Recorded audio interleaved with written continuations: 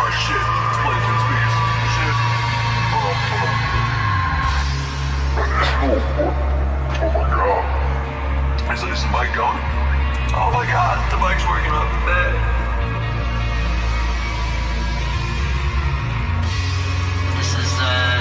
This DMCA 26 is the sequel to an EP that you probably haven't heard because you're probably not hearing this.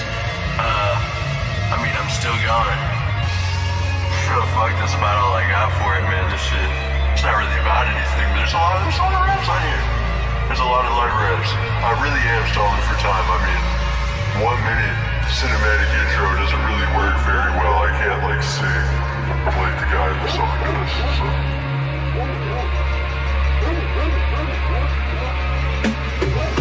Revving up my motors, you don't have half of the gas to beat me. Move to a nudist colony, they're used to seeing asses freely. Bastard, flee me, I don't need your mac and cheesy grin on the back of my CD. You're impossible to read, backwards graffiti. I laugh like it's easy, but when no one looks back I sit slack and crack a martini. Those were the last bars that Jonah ever spit before they found him bound to drown behind the house of the preeminent mobster Jimmy Garbanzo. About the man who had a plan and a monster crept in me casa while I lie peacefully and drift to sleepy sneaks and clean. No need to make a scene, he wants me keeping catching seeds cause this cretin's reason for creeping was planning on ending me. This would have been the twisted fate I was solemnly sentenced to if not for an old dinner plate sitting next to the bed, and soon the perpetrator places an imperfect step and the glass clatters just a bit off to my left. I woke in stress, if I were him I would have hit, but it seemed he had no finesse, and when I got out of my bed he tried to fake and pay distress. You gotta listen, man, you gotta understand, man.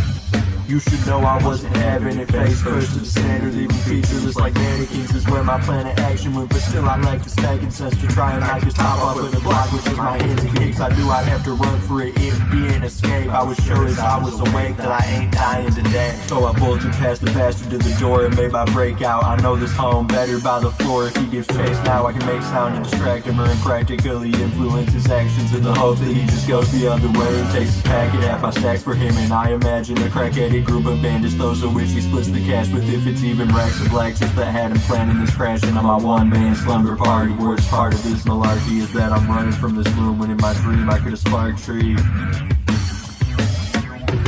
Anywho, out the bed, down the stairs, he wasn't a heavy dude. Followed me easily, cleanly, seemingly through many rooms. Couldn't really tell you though, I know it was death to lose. Doesn't mean I wasn't so tired that I fired my home defense at my other toe. But then I discovered bro had heard the shot and turned to swerve and drop, maybe cover his top. But I don't know, I wasn't stopping, ran toward the door, grabbed my pants and my Walkman. But right before I got to put the cans on I heard him. Granted I was nervous, so much so that I switched back to the third person.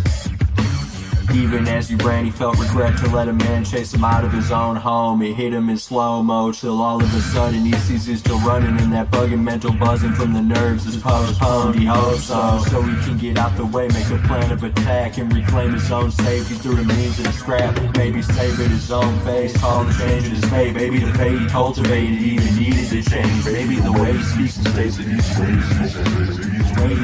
These were the thoughts in his cranium as he saw he had enough space around him already just to put his headphones on parallel to his face. Gonna hit the play button and this is what the tape says to him.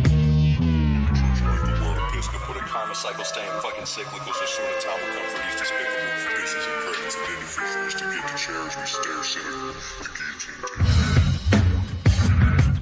The track had kept him motivated, no slack. His focus laid his steps. He manually travels fast as he can with bated breath, weighted stress. The other man remains in hot pursuit, but will he make the catch? It's Satan's gas, but the one's calling the record in his head. It starts to gain compression, placing pressure on top of an already exhausted man. He didn't even notice when the Glock slipped out his hands and hit the grass. He didn't glance and left his grasp. Now's the time to look back, but alas he stumbles past, and the people on the record in his headphones get to humming fast. Whoever sent this sicko might not have to get their money back, cause he ain't got no weapon and that maniac's closing the gap. He grits his teeth and holds his hat, thinks that he can make it safely back to base after that. Till he steps in a snow-covered pile of shit. Hear the beat repeat, hear the violins skip. He suddenly realizes that his iron's amiss, until he feels a little pressure like the tiniest prick, and knows the blood is flowing, trickling down onto his skin. Got a bullet right between the JBLs as he slips. Keep off my goddamn lawn.